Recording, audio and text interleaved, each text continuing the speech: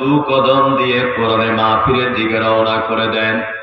আমার আল্লাহ পাক প্রত্যেক বান্দা বান্দির পিছনে এক একজনের পিছনে 70 জন ফেরেশতা নিয়োগ করে দেন। সুবহানাল্লাহ।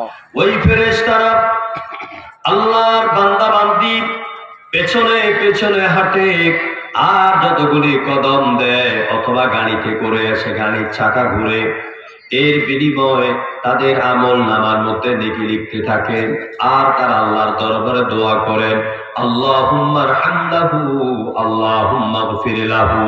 রব্বুল আলামিন, তোমার বান্দা বান্দি তোমার কোরআন শোনার জন্য হেঁটে চলছে, আয় আল্লাহ পাক তুমি দয়া করে তার উপর রহম করো আর তার জীবনের গুনাহগুলি মাফ করে দাও।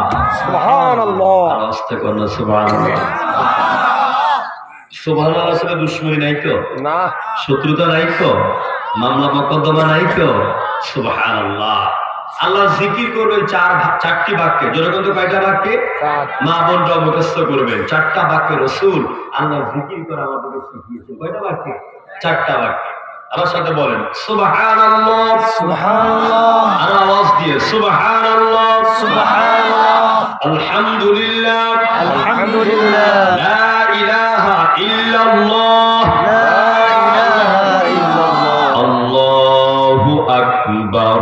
আল্লাহু আকবার। এই 4টা বাক্যে জিকির করবেন আর বলবেন, রব্বুল আলামিন আমার মৃত্যুর সময় মেহেরবানি করে আমার 2টা ঠোঁটের মধ্যে তোমার তাসবিহ তোমার জিকির জারি করে দিও। কারণ নবীজি বলেছেন, মান মাতা দাখালাল জান্নাহ।